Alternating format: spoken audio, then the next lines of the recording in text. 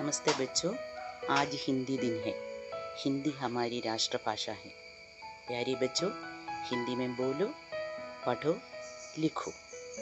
सबको मेरी हार्दिक शुभकामनाएं। धन्यवाद। सबको हिंदी दिवस की हार्दिक शुभकामनाएं। नमस्ते बच्चों, मैं बड़ी खुशी के साथ ये बताना चाहता हूँ कि आज हिंदी दिवस है, इसलिए सबको मेरी तरफ से हिंदी दिवस की हार्दिक शुभकामनाएं। नमस्ते। हिंदी दिवस की सबको हार्दिक शुभकामनाएं। ऐसा माना जाता है कि हिंदी भारत की राष्ट्रभाषा है, इसलिए ही यह भाषा हमें अपने देश से जोड़कर रखती है। कश्मीर से कन्याकुमारी तक के लोग इस भाषा का उपयोग करते हैं। केवल राष्ट्रभाषा होने से ही नहीं, किसी भी भाषा को सीखना बहुत ही गर्व की बात है, फायदे की बात है। तो इस हिंदी दिवस के अवसर पर मेरा आप लोगों से यह निवेदन है कि आप लोग हिंदी बोलना सीखें। यह बहुत ही आसान भाषा है और अच्छी भाषा है। यह सीखने के लिए मैं आप लोगों को एक आसान सा तरीका बताती हूं। अगर आप उसका पालन करेंगे तो मैं दावे के साथ कहती हूं कि आप लोग हिंदी बोलना सीख जाएंगे। इसके लिए रोज आधे घंटे आप लोग टीवी का कोई अच्छी सी हिंदी कार्यक्रम बैठकर देखें। मैं जानती हूं आप लोगों को कार्टून देखना बहुत पसंद है, तो कार्टून ही सही, रोज बैठकर कोई अच्छी सी कार्टून देखें। तो अंत में मैं आप लोगों से यही कहना चाहती हूं कि घर पर बैठे रहिए, सुरक्षित रहिए। धन्यवाद। आप सभी को मेरा नमस्कार। हिंदी दिवस के अवसर पर मैं कुछ पंक्तियां पेश करना चाहूंगी। एकता का प्रतीक है हिंदी, हर जान की भाषा है हिंदी। जिसने सबको जोड़ रखा है वो मजबूत धागा है हिंदी। आसान शब्दों में कहा जाए तो जीवन की परिभाषा है हिंदी। हिंदुस्तान की शान है हिंदी, हर हिंदुस्तानी की पहचान है हिंदी। हिंदी दिवस पर आप सभी को मेरी तरफ से हार्दिक शुभकामनाएं। बच्चों, गीता मिस की तरफ से हिंदी दिवस की हार्दिक शुभकामनाएं। हिंदी दिवस की हार्दिक शुभकामनाएं।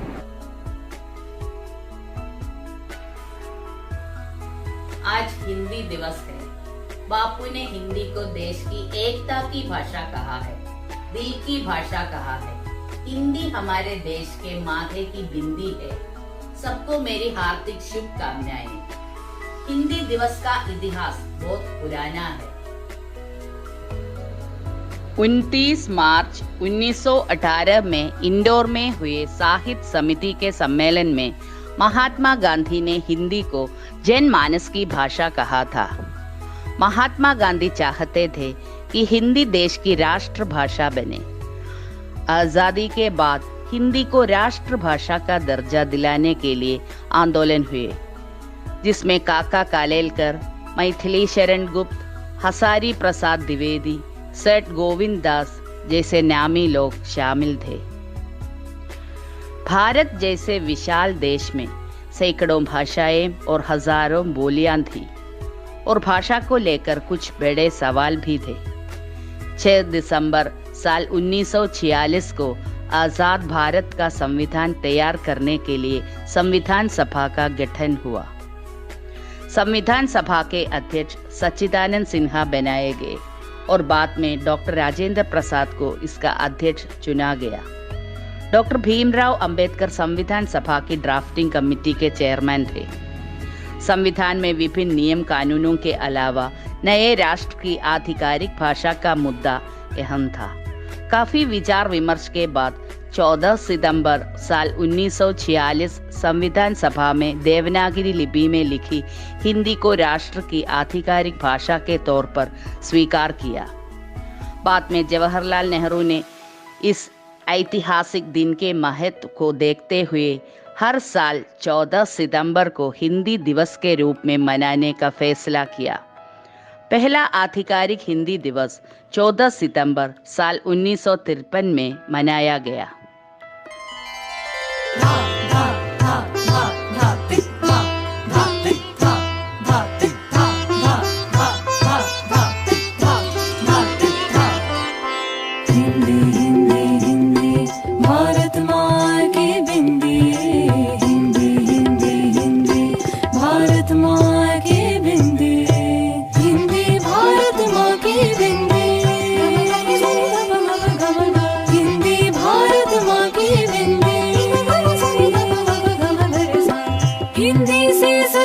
भारत की भाषाएं सब मिलकर गाए भारत की गाथाएं।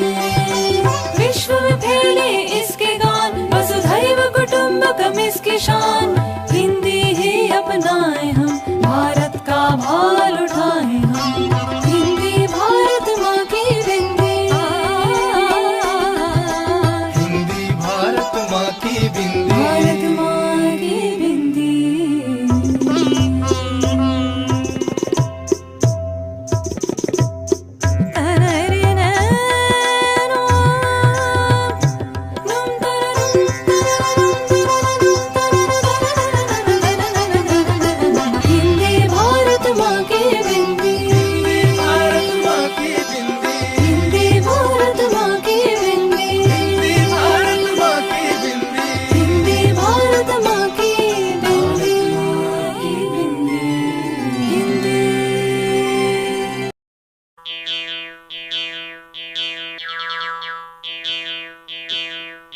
जिया जले जान जले नेनु तले रुवांजले रुवांजले।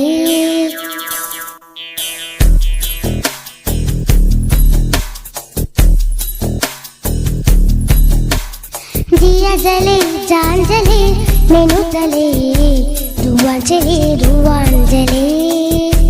रात भर रुवांजले जानू ना जानू ना जानू ना सकेरी।